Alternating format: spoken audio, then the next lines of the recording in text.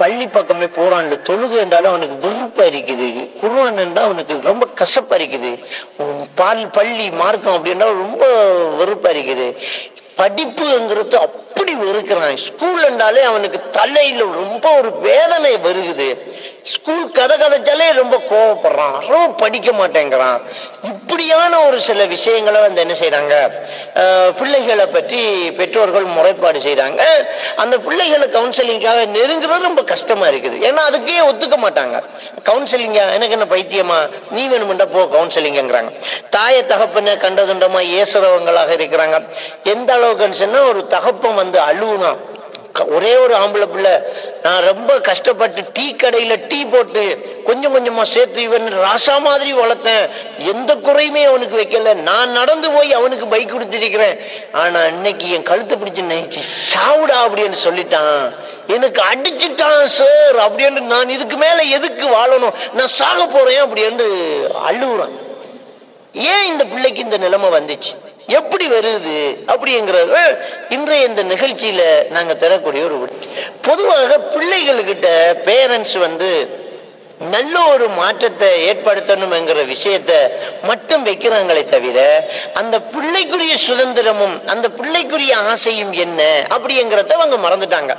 அதாவது ஒரே வார்த்தையில சொல்றதா இருந்தா, அவங்க எண்ணங்களையும் ஆசைகளையும் பிள்ளையில கொட்டி அவங்களாக பிள்ளையாக அவங்க மாறிடுறாங்க. மாறி அப்படியே நடக்குது. ஒரு முக்கியமான ஒரு விஷயம் இருக்கணும், அவன் வயசுக்கு ஏற்ற மாதிரியான சில துடிப்புகளும் அவன் வயசுக்கு ஏற்ற மாதிரி சில தேவைகளும் அந்த பிள்ளைக்கு இருக்கும். அதை முதல்ல நிறைவேற்றணும்.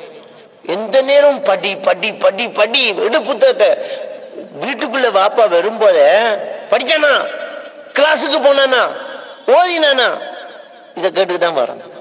பள்ளிக்கு போனானா, குர்ஆன் ஓதினானா, ஹிஃப்ல் செஞ்சானா. மார்க்க சைட்ல ஒரு சிலர் அது அப்படி போவாங்க. இந்த மார்க்க சைட்ல உள்ளவங்க இருக்காங்க இல்லையா, அந்த ஜமாத்துல போறது, மௌலவிமாரா இருக்கிறது, அவங்களோட வந்து ஒரு புள்ள 100% அல்லாஹ்வுக்குரிய நல்ல அடியானா இருக்கணுங்கிற தப்பு கிடையாது, அப்படித்தான் இருக்கணும். ஆனா அவங்க பிஹேவியர், அவங்க நடத்தப்பல, அவங்க நடக்கக்கூடிய நடவடிக்கை இருக்குது இல்லையா, அதுக்கு பச்சைப்பல. என்ன எப்போ பார்த்தாலும் தொழுதியா, ஓதினியா, பள்ளிக்கு போனியா, திக்கு செஞ்சியா, யாசின் ஓதினியா, பாடமாக்கினியா, இதுதான் கதை. இந்த பிள்ளை என்ன, வாப்பாக்கு இதை விட்டா வேற வழியே இல்லை, வேற வேலையே இல்லை.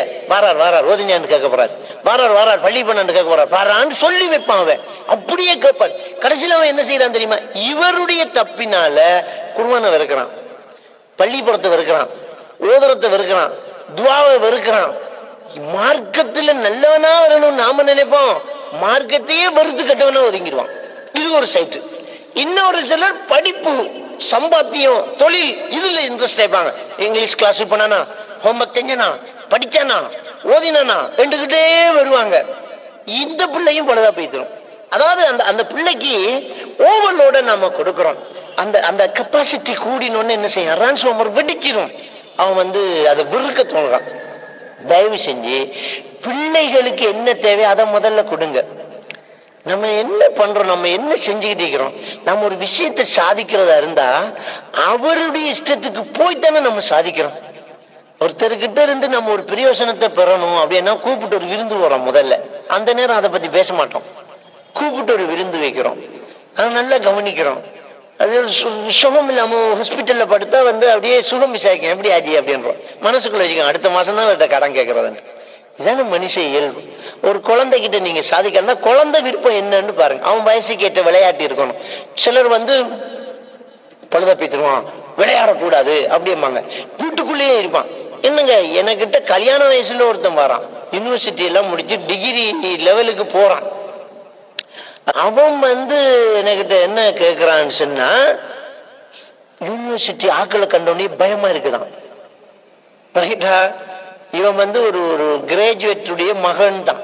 பாப்பா உம்மா ரெண்டு பேருமே கிராஜுவேட், கவர்மெண்ட் சேவன், நல்ல எடிகேட்டான ஃபேமிலி, நல்லா படிப்பிச்சிக்கிறாங்க. பெரிய ஒரு லெவல்ல, நல்ல ஸ்ரீலங்காவிலேயே ஒரு டாப் லெவல்ல படிச்சுட்டு இருக்கிற ஒருத்தன் வந்து என்ன சொல்றான்னு சொன்னா, ஓ லெவல் எழுதும் போது வீட்டில இருந்து ஸ்கூலுக்கும் வீட்டில இருந்து டியூஷனுக்கு தான் எனக்கு போக தெரியும், ரோட்டு தப்பினா அவ்வளவுதான், எனக்கு வீட்டை வேற தெரியாது. எந்த அளவுக்கு அவனை புத்தி வளர்த்திருக்கிறாங்க. ஓலவல் என்கிறது எத்தனை வயசு, அந்த வயசுல மற்றவங்கள்லாம் என்ன கிண்டல் பண்ணுவாங்களாம், இவன் கிணற்று தவளடா, அவன் பேரே கிணற்று தவளண்டா ஆக்கிவிட்டாங்களாம். இப்ப பேரண்ட்ஸ் நினைப்பென்ன, பிள்ளைகளோட கூடின கெட்ட பழக்கம் வந்துடும், இவன் பழுதாப்பை தருவான், வீடு ஸ்கூல், வீடு டியூஷன் கிளாஸ், வீடு பள்ளி, அவ்வளவுதான், யார்கிட்டையும் பேச்சு கிடையாது. இப்படியே வளர்த்ததுனால இப்ப அவன் சோசியல் போபியாவுக்கு ஆளாகி அடுத்தவங்களோட ஃபேஸ் பண்ண முடியாம, தொழிலை சரியா பண்ண முடியாம, இப்ப அவன் நல்லா படிச்சவன் அவன் என்ன செய்யறான்னு சொன்னா, அவனுடைய அந்த பிராக்டிக்கல் அவன் செய்ய முடியாம அவனுக்கு போகுது. நல்லா தெரியும், ஆனா முன்னாடி வாய்மூல பரீட்சையா கேள்வி கேட்டா கையெல்லாம் நடுங்குது. பேப்பர்ல வேணும்டா என்ன வேணும்னாலும் எழுதுவான். இந்த நிலைமைக்கு அவன் ஆளாகிறான்.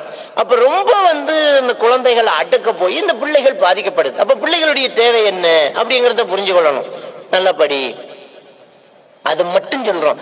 விளையாடினானா, விளையாட போறோம்மா, இப்ப விளையாடிட்டு வாமாக அது சொல்லணும். ரொம்ப ஸ்ட்ரிக்டாவும் இருக்கக்கூடாது, ரொம்ப திறந்த கையாவும் இருக்கக்கூடாது. என்ன விளையாட்டு அப்படின்னு விளையாடையே விட்டுறவும் கூடாது, சொல்லிட்டு விடணும். தெரியுமில்ல, பாப்பா வருவார் இல்ல, எக்ஸாம் நெருங்குது, பள்ளிக்கு போகணும், மகரிபு பாங்கு சொல்ல வந்துடணும், அது வரைக்கும் நல்லா விளையாடுங்கன்னு விடணும்.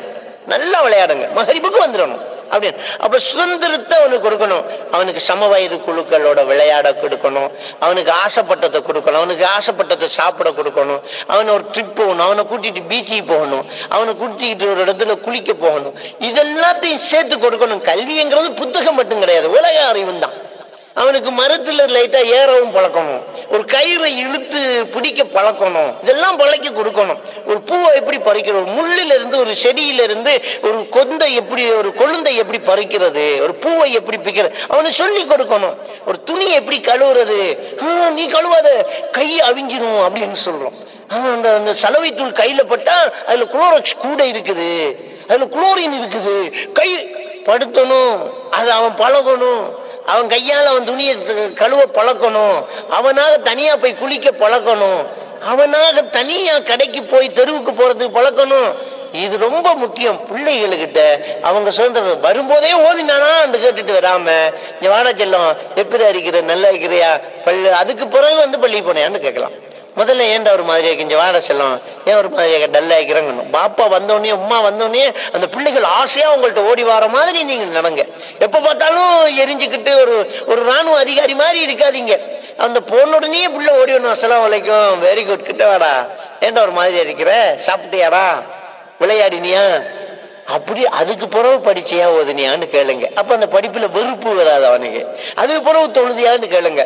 பொதுவா பேரண்ட்ஸ் தொழுதியான்னு கேட்க தேவையில்லை. நீங்க பள்ளிக்கு டைமுக்கு போனா அவன் பிள்ளை தானா பள்ளிக்கு வருவான், தொழுவான். இது ரொம்ப முக்கியம். ஏன்னா என்னைக்கு இருக்கக்கூடிய இந்த பிள்ளைகள் இப்படி கடுமையாக போனதுக்கு பின்னால ட்ரீட்மெண்ட்டுக்காக வராங்க, அதுக்கு பின்னால வர்றது எல்லாமே சக்சஸ் ஆகாது. ஆரம்பத்திலேயே பிள்ளையை வளர்க்கும் போது இதை வளர்க்கணும். கண்டிப்பா இன்னொரு விஷயத்த நான் சொல்லிக்கொள்ள விரும்புகிறேன். எப்பவுமே பிள்ளைகள்கிட்ட கம்பேர் பண்ணி இன்னொருத்தரை ஒப்பிட்டு நீங்க தயவு செஞ்சு பேசக்கூடாது. அவனை பாரு, இவனை பாரு. அது பிள்ளைக்கு மட்டும் இல்ல, பொண்டாட்டிக்கு தான், புருஷனுக்கு தான், பெரியவங்களுக்கு தான்.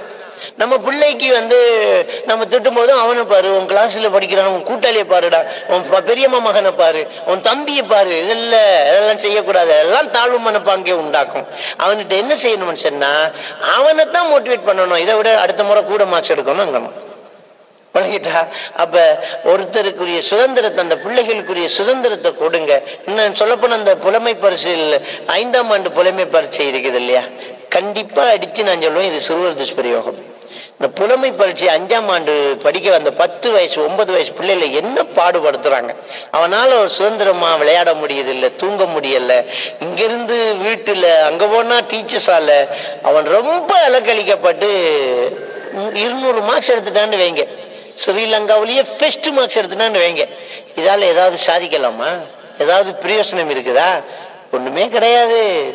சப்பையான ஒரு மேட்டர், ஒன்றுமே இல்லை. அதை வச்சு சிறுவர் துஷ்பிரயோகம் நடந்துட்டு இருக்குது. இதை செய்யறவங்க பெற்றோர்கள் தான். தயவு செஞ்சு பிள்ளைகளுக்குரிய சுதந்திரத்தை, உரிமையை கொடுங்க. பிள்ளைகள்கிட்ட அவன் விஷயத்த கேட்டுட்டு அதுக்கு பிறகு உங்க படிப்பு எண்ணங்களை கொண்டு வாங்க. நீங்க நினைச்ச மாதிரி உங்க குழந்தைய உருவாக்கலாம். ஆனா நீங்க அவன் நினைப்புக்கு ஒரு மரியாதை கொடுத்துட்டு உங்க நினைப்ப அப்ளை பண்ணி பாருங்க, நல்ல பிள்ளைகளாக வரும். அல்லாஹ் நம்ம அனைவரையும் ஈமானோடு வாழ வைத்து ஈமானோடு மரணிக்க செய்வார்.